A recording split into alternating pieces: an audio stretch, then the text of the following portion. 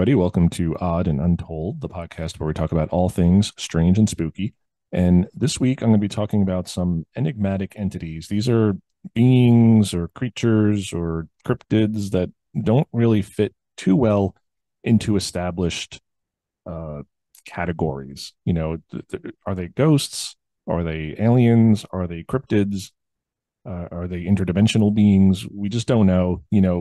Certain things, I mean, obviously UFOs and aliens kind of fit into that extraterrestrial category, and lake monsters and Bigfoot can kind of fall into cryptids, and a haunted house, ghost is a ghost, but these are entities that are a little harder to pigeonhole into a specific category. And this episode was inspired this week by this book, one of my favorites, The Field Guide to North American Monsters by W. Hayden Blackman. And I'll put a picture up here because my camera is not doing a good job of getting the book.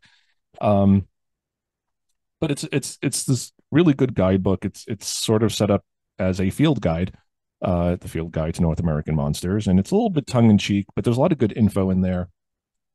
And the chapters are broken down into categories. And one of the last chapters of the book is called Enigmatic Entities. And a few of these that we're going to talk about here in this episode are in those chapters. And I want to bring them to light because there are things that most people, mainstream people, have never heard about. You talk to people who aren't into the paranormal or cryptozoology. They know what Bigfoot is. They know what the Loch Ness Monster is. But they're not going to really know what these things are tonight that we're going to be talking about. So I just wanted to bring those to light. And again, this book, I used to read this book every summer, way back in the day before the internet, and I mean, the internet was there, but we didn't really have the world at our fingertips. If you wanted to go online, it was AOL and you had to sign in, and God forbid you got a phone call while you were logged in. Now everything is like in the palm of our hands. We have, at our fingertips, we can just Google it on our phones and get this information about these creatures, or go on YouTube and watch things for free instead of waiting for a documentary to come on TV to learn about these things. But some cool enigmatic entities tonight that we're going to be talking about. I'm going to be doing three. And they're weird, and there might be some explanations for them. There usually are, but strange things. And we will be talking about those tonight. So hope you guys enjoy. All right, so the first entity we're going to be talking about tonight is called the Grinning Man or the Smiling Man. And in more recent times, it's gotten sort of all wrapped up with Indrid Cold from the Mothman sightings down in West Virginia. And I'll talk a little bit about that here. I'm not going to really get into the whole Mothman thing because that is a completely separate topic that deserves its own show and deserves experts who are much more well-versed in Mothman than I am. But Indrid Cold kind of matches this description, but the original Grinning Man happened before the Mothman sightings in West Virginia, and they happened right here in New Jersey, which is very close to me. I'm on Staten Island. These happened in Elizabeth, New Jersey, which is like right over the bridge. So a cool story, creepy, and we'll get into this and see what you guys think. So I'm just reading this. This is from the Fandom Wiki. I will link to all of these articles again in the description below so you guys can find them on your own, because I'm going to jump around here a little bit. I'm not going to read this word for word for the most part, but if you guys want to research this, I'll put the links below. The Grinning Man is the name given to one or more mysterious figures that has become associated with various reports of paranormal activity. The Grinning Man is sometimes described as being an extraterrestrial, man in black, or a hominid cryptid, and was investigated by notable paranormal author John A. Keel and ufologist James Moseley. Arguably, the best-known Grinning Man was Indrid Cold, who appeared during the 1960s Mothman sightings.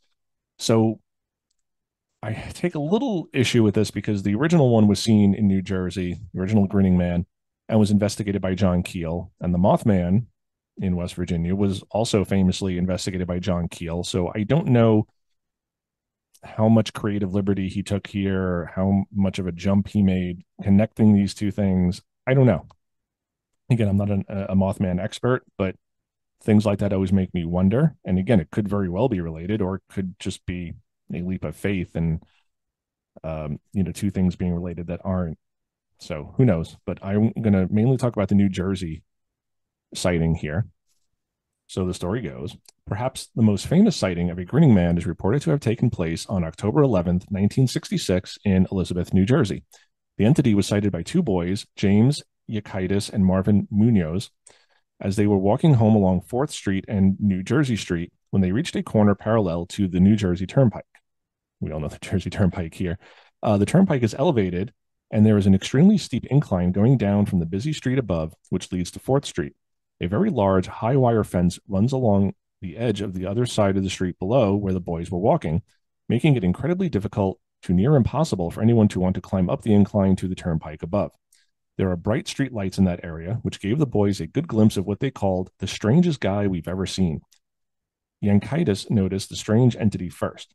He says, "He was standing behind that fence," he stated later to investigators. "I don't know how he got there. He was the biggest man I ever saw. Jimmy nudged me," Marvin Munoz reported to police, and said, "Who's that guy standing behind you?" I looked around, and there he was, behind that fence, just standing there. He pivoted around and looked right at us. Then he grinned a big old grin.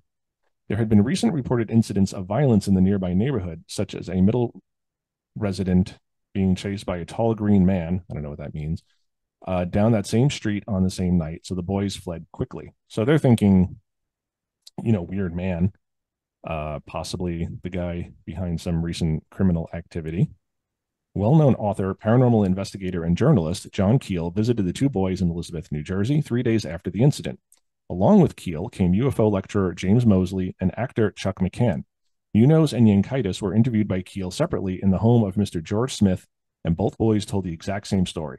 The man was over 6 feet tall and was dressed in a sparkling green coverall costume that shimmered and seemed to reflect the streetlights. There was a wide black belt around his waist. The boys also said he had a very dark complexion and a little round eyes, real beady, set far apart. The most frightening and bizarre aspect of the encounter is the fact that they could not remember seeing any hair, ears, or nose on this figure. So already it sounds very alien. The shiny green coveralls, the wide set eyes, beady, no nose, no ears, no hair. It almost sounds like a gray alien, just not quite, more human, but with those same features or lack thereof. The figure reported by witnesses became associated with extraterrestrials because it was sighted shortly after a UFO report near the same area. The report states that a blazing white light as big as a car almost hit the 550-foot tall television tower outside of Pompton Lakes, New Jersey. A policeman and his wife witnessed the object move in a slow manner north, and then it disappeared beyond the nearby hills. On the other side of the hills, Sergeant Benjamin Thompson and Patrolman Edwin Wester, easy for me to say, of the Wanakwa Reservoir Police also witnessed the same light at around 9:45 p.m. as it flew low over the reservoir. The light was brilliantly white, Officer Thompson stated. It lit up the whole area for about 300 yards. In fact, it blinded me when I got out of the patrol car to look at it, and I couldn't see for about 20 minutes afterwards. So here we have a weird object in the sky seen by police officers and reported, and then you have these kids seeing this weird guy. And a lot of times we have these correlations between a UFO sighting and something else weird, a weird being. Sometimes it's Bigfoot. Sometimes it's weird entities like this. So I'm not sure what to make of that. I don't know. Again, you have the 60s, you have the Cold War, you have lots of these UFO movies coming out and sci-fi movies. And it was just in the zeitgeist of popular culture, and society of just UFOs and invasions and extraterrestrials. So it's in people's minds. And this guy does, this grinning man that they saw does sound a little bit alien, a little extraterrestrial. Then again, they're kids, their perceptions could be wrong, but weird to see this man grinning. No nose, no eyes, no ears, rather, no hair. So interesting. But, of course, the media and society are going to connect the two. UFO sighting 3 days ago versus, this weird guy being seen. So he must be from this UFO. Was he? I don't know. So I'm just going to touch on the West Virginia sightings briefly because Mothman was seen down there. And again, that got attached to UFO sightings and this enigmatic entity named Indrid Cold, who was a smiling man or a grinning man. And it says here, several Grinning Man reports were made in 1966 during the same period as the Point Pleasant, West Virginia Mothman sightings. So there were other sightings in New York and Massachusetts, and they're not as well known. These reports were recorded by John Keel in chapters 5 and 10 of his book, The Mothman Prophecies, which I've read, and it's a bizarre book. It's very hard to make heads or tails out of, but it's kind of one like required reading for any paranormal investigator. The first encounter happened on November 2nd, 1966. A man named Woodrow Derenberger was driving home in his panel truck after a hard day of work. As he drove up a hill outside of Parkersburg on Interstate 77, he heard a sudden crash. A vehicle was speeding behind him, and it suddenly cut in front of him and slowed down. Derenberger looked in amazement as the vehicle that passed him looked like, quote, an old-fashioned kerosene lamp chimney, flaring at both ends, narrowing down to a small neck and then enlarging in a great bulge in the center. The thing blocked the road, and a door slid open on the side of it. Then a man stepped out. The man was around 6 feet tall, with long dark hair combed straight back. His skin was heavily tanned. He wore an outfit that was made out of some sort of glistening green material, similar to the outfit worn by the other grinning man that was encountered in Elizabeth, New Jersey, by the two boys. He was grinning broadly. The man spoke to Derenberger telepathically and said his name was Indrid Cold, and went off asking him strange questions, and the two talked for a few minutes. Then the strange entity said that he would visit Derenberger again, and he got back in the craft and left. So again, I'm not going to go into the whole Mothman thing, but that is very famous. Indrid Cold is his name of the grinning man. And it does sound very similar to the one in New Jersey, but not entirely. The boys didn't remember any hair. And Derenberger is saying that he had long hair kind of combed back. So slightly different. Who knows? Either way, it's kind of creepy. You kind of have this tall guy in a spacesuit almost grinning at you. Very interesting. But again, were the kids mistaken in what they saw? And then Keel is interviewing Derenberger, and was the interview led? Was he asking leading questions? Or did Derenberger just come up with this on his own? Did he read this article of the boys and that stuck with him? It just makes you wonder. But we hear a lot of these stories of these grinning men all over the world, and boogeymen, and you think of the Hat Man, and people say they see the Hat Man and he smiles and has lots of teeth.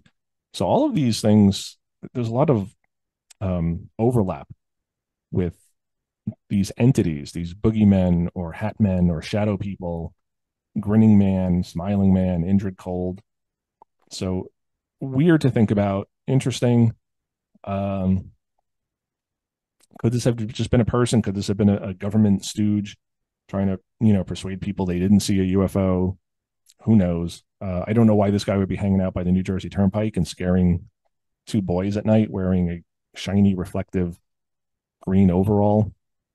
Just weird. But, and I think they kind of did this like in Buffy the Vampire Slayer. I think it was, I forget the name of the episode, but it was like they couldn't talk, and they were like these grinning demons. And I'll try to throw a picture up of that if I can find one. But these are just things in folklore, mythology, legend that we talk about. Boogeymen, essentially, is what it comes down to. So there's your grinning man for our first enigmatic entity. Okay, so our second enigmatic entity is called the Mad Gasser of Mattoon. And I remember reading about this guy or gal, since I was very young, and just pretty much any book on the paranormal or cryptozoology or unsolved mysteries has the Mad Gasser of Mattoon in it, because it's weird. There's probably just a person, but the motives are unknown. Exactly how many people who were possibly involved is unknown. The motives are unknown. So I'm just going to read this from Wikipedia.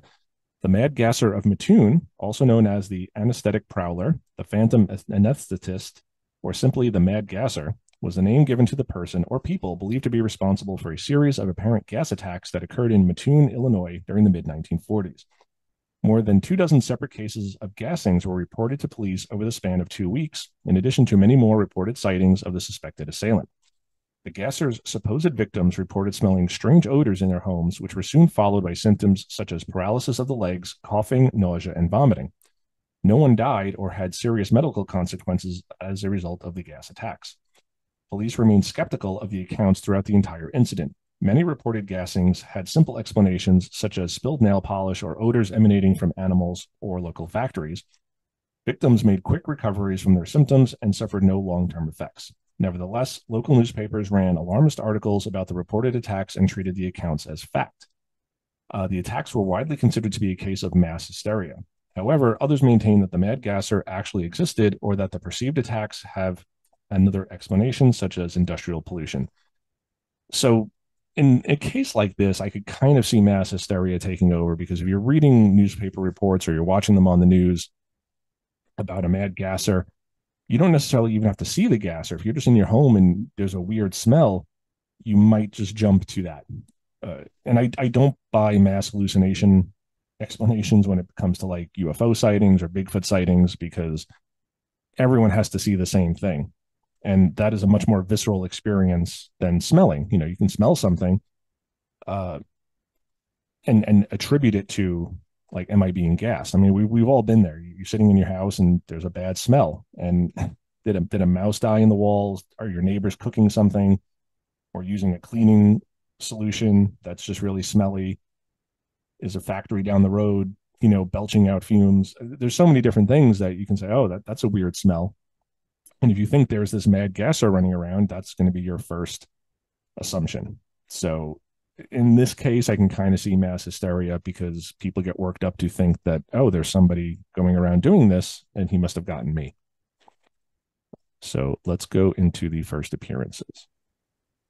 Most contemporary descriptions of the Mad Gasser are based on the testimony of Mr. and Mrs. Bert Kearney of 1408 Marshall Avenue, the victims of the first Mattoon case to be reported by the media.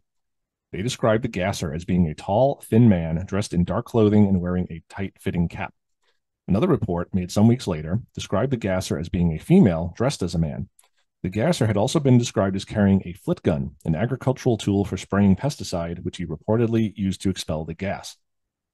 So again, you have this tall, thin, sounds a little bit like the Grinning Man, but now he's like shooting gas, and the flit gun, I think if you think of like the old Bugs Bunny cartoons where they got like a canister and he's kind of pumping it and gas comes out, or perfume, something like that. The first of the 1944 gasser incidents occurred at a house on Grant Avenue, Mattoon, on August 31st, 1944.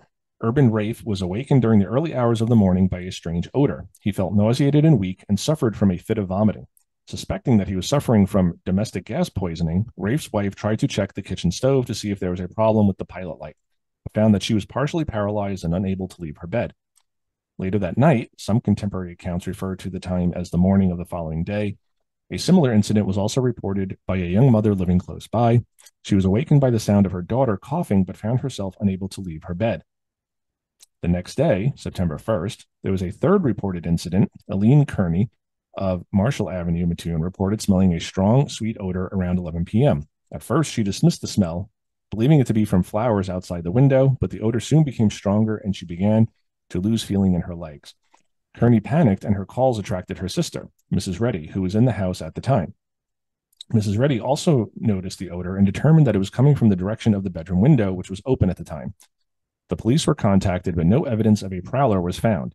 At around 12:30 a.m., Bert Kearney, Aline Kearney's husband, a local taxi driver who had been absent during the time of the attack, returned home to find an unidentified man hiding close to one of the house's windows. The man fled, and Kearney was unable to catch him. Kearney's description of the prowler was of a tall man dressed in dark clothing wearing a tight-fitting cap. This description was reported in the local media and became the common description of the gasser throughout the Mattoon incident. After the attack, Aline Kearney reported suffering from a burning sensation on her lips and throat, which were attributed to the effects of the gas.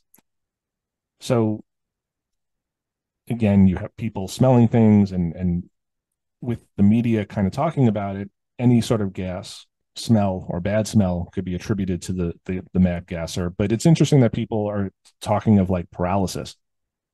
I could see nausea. I could see, you know, you smell something, that's bad, and you might panic a little bit, maybe get nauseous. But the paralysis is interesting to me. Initially, it was suspected that robbery was the primary motive for the attack. At the time of the incidents, the Kearneys had a large sum of money in the house, and it was surmised that the prowler could have seen Aline and her sister counting it earlier that evening. Local newspapers incorrectly report this incident as being the first gasser attack. So it wasn't, but I guess it was the most prominent one. So many more attacks here happened, and I'm not going to read them all, but you kind of get the vibe here of this tall, thin man or woman dressed as a man, all in black, tight knit cap. You can kind of get a visual of what we're talking about here. So weird. Um, so we'll get into some possible explanations here because I do think some of these make some sense. So there are three primary theories about the Mad Gasser incident: mass hysteria, which I've already talked about, industrial pollution, or an actual physical assailant. So the first one, mass hysteria. Almost 2 weeks after the Mattoon attacks began, the local commissioner of public health, Thomas Wright, announced there had undoubtedly been a number of gassing incidents, but that many instances were likely due to hysteria, residents hearing of alarming events and then panicking when confronted by an out-of-place odor or a shadow at the window. He stated, "There's no doubt that a gas maniac exists and has made a number of attacks, but many of the reported attacks are nothing more than hysteria. Fear of the gas man is entirely out of proportion to the menace of the relatively harmless gas he is spraying. The whole town is sick with hysteria." So they're admitting that someone is doing this. Someone has been seen. Someone is spraying gas. The gasser is real, but exactly how many of these incidents he or she is responsible for is up for debate because, yeah, you have people panicking because now every time somebody has a bad smell in their home or wakes up feeling weird, they're kind of blaming it on the Mad Gasser. So, like I said, here, I think mass hysteria can account for a lot of it. So another explanation, toxic waste or pollution. On September 12th, Chief of Police Cole told a press conference that odors and symptoms reported may have been the result of pollutants or toxic waste released by nearby industrial plants and speculated that carbon tetrachloride or trichloroethene, both of which have a sweet odor and can induce symptoms similar to those reported by purported gasser victims, may have been the substance released. So again, you have factories and chemical plants and pollutants being released. If it's not done properly, it can make you sick. And we've had it here at Staten Island where we've heard loud sounds from factories releasing a valve, weird smells from fires. I mean, it just happens. It's part of modern living. And these things do sometimes get released. I mean, most of the time they try to maintain control of these things, but every now and then the gas is going to get out of there and out into the world and people are going to smell it. So interesting. Actual assailant. After analyzing events, some researchers have concluded that at least some of the gasser incidents were the work of an actual attacker who carried out a series of gassings as reported by witnesses. So that I think is beyond reproach here. I think everybody can agree that some of these attacks really did happen. How many of them? Was it just the one? And it kind of got blown out of proportion because everyone was talking about it, or were there multiples? I don't believe, and the officials don't seem to believe, that the vast majority of these alleged gassings probably weren't from the Mad Gasser. So, and I concur with that. I think this is probably just a crazy individual who is trying to scare somebody or is just a lunatic and just crazy and just, spraying gas into people's homes and getting a kick out of that. And we see that sometimes. There's just people who do weird things. They'll take a hammer on the subway and just go around bonking people or a pin and pricking people. And why? They're just mentally ill. This is possibly what we're dealing with here. And then a lot of just people assuming every smell that they smell is from the gasser, especially because you're talking in the 40s. You have, a world war raging and people have things that they're worried about. And then you have this person spraying gas. It's scary. The other suggestions, and this comes from writers on the paranormal, and, sometimes they say this depicts him as not quite human, possibly extraterrestrial. I don't know why they go there. Again, like I said, every paranormal book, cryptozoology book, unexplained mysteries book will usually have an entry on the Mad Gasser. And for me, this just seems like a local person who had some mental health issues or had an axe to grind against somebody or is just, a terrorist who's not very deadly. He's just kind of annoying people with the gas fumes. And it's scary, but thank God nobody died. But I don't understand the jump to extraterrestrial being. This definitely sounds like just some guy or some woman who's got an axe to grind and spraying gas. And the story kind of became bigger than the actual event. So I don't know why they jumped to the extraterrestrial thing, but it's there. So what do you guys think? Let me know in the comments below. Is Mad Gasser an extraterrestrial or just the town nut who likes spraying gas into people's windows at night? Okay, so our last entity for the evening is the Enfield Horror. And this one is the least human, but I think also the most explainable. And we'll get into that. But it's the Enfield Horror. I mean, it just sounds terrifying, but we'll get into this. And as we go, I'm sure you'll all kind of get there with me as to what this might be. So again, I'm reading from the fandom wiki. During the early 1970s, something horrible stalked the small town of Enfield, Illinois. So again, we're talking Illinois. Although Illinois is already home to phenomena such as strange lights, phantom black panthers, and thunderbirds, something even stranger briefly haunted the people of this town. On April 25th, 1973, Henry McDaniel was among the first to encounter this terrible aberration, the Enfield Horror. So we'll talk about this. I'm just going to talk about the main story, the McDaniel encounter. At about 9:30 p.m. that night, McDaniel and his wife had returned home and were greeted by their two children, Lil and Henry. The kids proceeded to tell him a tale about how some thing had tried to get into the house by scratching on the door. Shortly thereafter, Henry was alerted to a peculiar scratching sound at his front door. He expected to see a dog or a cat, but what he met instead was far stranger. What Henry found, to his terror, was a creature that, quote, had 3 legs on it, a short body, 2 little short arms, and 2 pink eyes as big as flashlights. It stood 4.5 feet tall and was grayish colored. It was trying to get into the house. Henry was completely mortified by the sight of this horrible apparition, slammed the door, and rushed to grab his .22 pistol and a flashlight. Henry proceeded to fire on the creature 4 times, and according to him, when I fired the first shot, I know I hit. The beast hissed at him. Most sources say it sounded rather like a wildcat. It proceeded to bound away in long leaps across the yard, eventually becoming lost to McDaniel's sight as it made its way toward the railroad around the cover of the trees. He asserted that he had seen the thing cover 50 feet in 3 leaps. Stunned by the encounter, Henry proceeded to call the police. So I don't know if you guys are starting to form a picture here of what he may have seen. We talked about out-of-place animals a couple of weeks ago, and I mentioned kangaroos. So I don't know if that's what we're dealing with here, but it definitely sounds like it. We'll get more into that. Upon investigation, the state troopers discovered a series of scratches in the siding of the house and footprints that were very similar to a dog's, but having 6 toes instead of 4. 2 of the tracks were 4 inches wide, while the print left by the third one was smaller. Many on the police force were skeptical about what McDaniel had seen, despite having just received news of an attack on a small boy just 30 minutes earlier.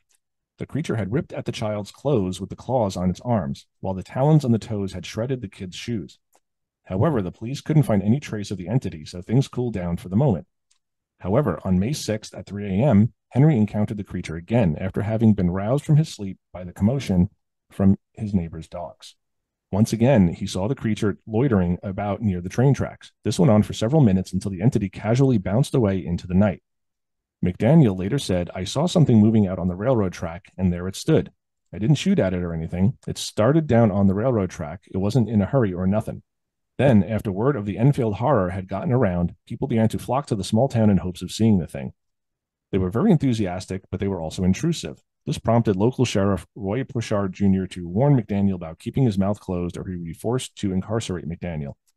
Over the next few months, the crowds began to grow larger. With the larger crowds came increased alarm among the citizens of Enfield.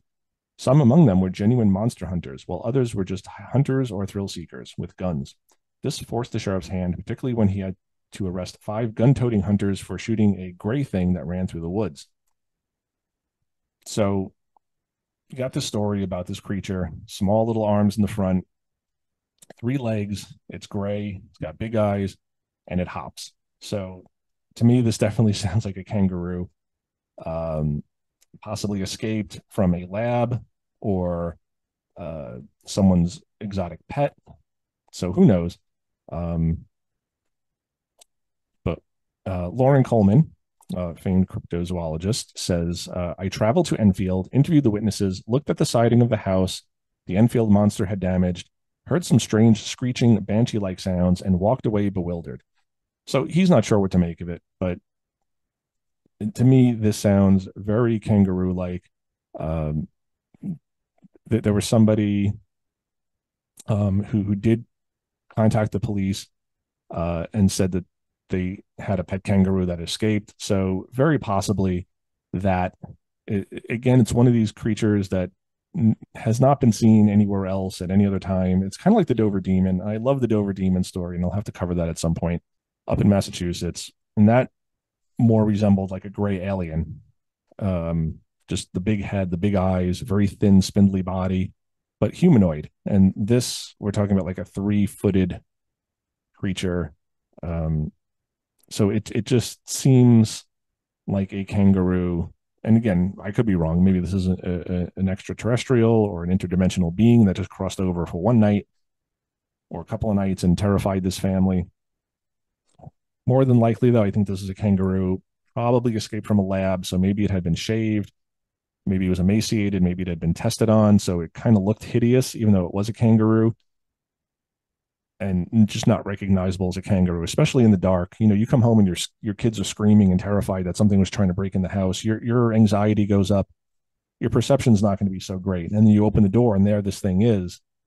You just want to protect your family. So your perception and your understanding of what you're seeing may not be the best. So you know, a mangy lab experimented on kangaroo now is the Enfield Horror. And I'm not saying it's definitely a kangaroo, but I think that is probably one of the best explanations for it. Again, it's not a humanoid, um, but it just sounds like a kangaroo with little arms in the front, and it's hopping, and it's covering a lot of ground, and it's got the talons. And you know, kangaroos, I mean, they got really sharp claws. I mean, you don't think of kangaroos as being dangerous, but they are. So you know, that's my thoughts on it. What do you guys think the Enfield Horror was? Leave your comments below. I'd love to hear them. All right, everybody. I hope you enjoyed that show on enigmatic entities. I'm going to cut it short a little bit this week. I'm not feeling great. I'm still dealing with some health issues, and they've flared up recently. So I'm really not feeling good the past couple of days, couple of weeks, actually. So doing this is just a little tough for me this week, but I wanted to power through it and give you guys more content. And again, I was just kind of like leafing through that book, The Field Guide to North American Monsters, and I'll link to that below as well. I did a review on it years ago on my blog, but you can read all about it, and you can still get it on Amazon. Very cool book, but I saw that and I was like, I want to do enigmatic entities because I just love that topic.